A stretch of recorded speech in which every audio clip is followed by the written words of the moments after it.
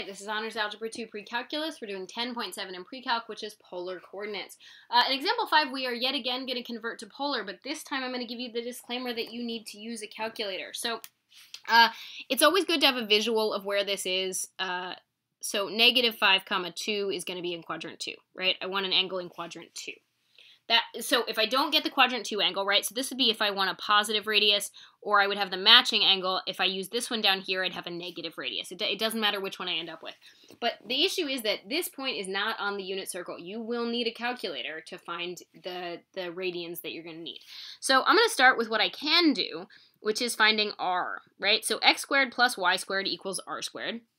So 25 plus 4 equals r squared. So my r is plus or minus the square root of 29, right? And again, if I pick positive r, I'm going to use the angle that's in quadrant 2. And if I pick negative r, I'm going to use the angle that's in quadrant 4 based on my knowledge of where this point lives in Cartesian coordinates. The one that's harder is that tangent of theta is going to be a 2 over negative 5, which is just straight up not on the unit circle. So that means you're going to have to use inverse tangent or arctan. So theta is going to be the inverse tangent of 2 divided by negative 5. Now, a reminder about how arctans work. Arctans have an output from negative pi over 2 to pi over 2. Not inclusive because of the asymptotes. So the point is, this is the answer I'm going to get. I'll get this. Now, how I choose to deal with that is up to me. If I want to go the lazy route, I can just use the angle that the calculator gives me. Right? I can use this angle and then know that I need to use the negative root 29, and that's not wrong. It's totally fine. Now I'm going to make sure that I'm in radian mode because it's generally better to be in radian mode.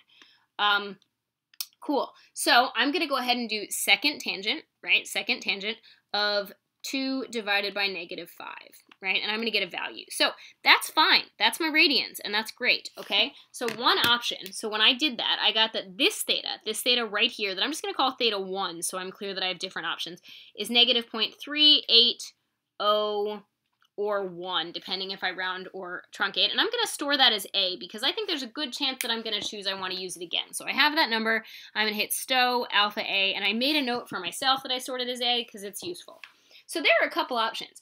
Right now, with the information I have, I could stop and give you an answer, right? One answer I could give you with what I have right now is negative root 29, comma, negative 0.30, or sorry, 380 or 1, depending on which one you pick. That's not wrong. That is a correct answer.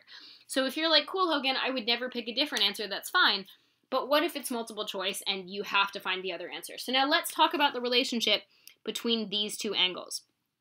They make a line. Right? These are a straight line. They're a linear pair. So the easiest way to find the other side of this is just to add a half circle, which would be a pi. So if I want the other theta, if I want the theta that falls in this window, I could just say that theta 2 is that A plus pi, whatever I stored as A. So I'm just going to take this answer, right? And if I were in degrees, I'd use 180, but I'm not. I'm in radians, so, and I'm going to add pi. And so I end up getting that my theta 2 is approximately 2.761, right? So the other answer I could have put is positive root 29. Come on, brain. Root 29, comma, 2.761. And that would also be totally fine, right? Both of those radian measures are irrational numbers, so you can't math frac them. You just got to deal with it. Now, are there other possible answers? Totally. Once you find one of these, you could just keep adding full unit circles. There are infinite right answers, right? You could add 2 pi plus 2 pi plus 2 pi, and you'd get the same version of this point infinite times. Like, you could just keep adding and subtracting 2 pi.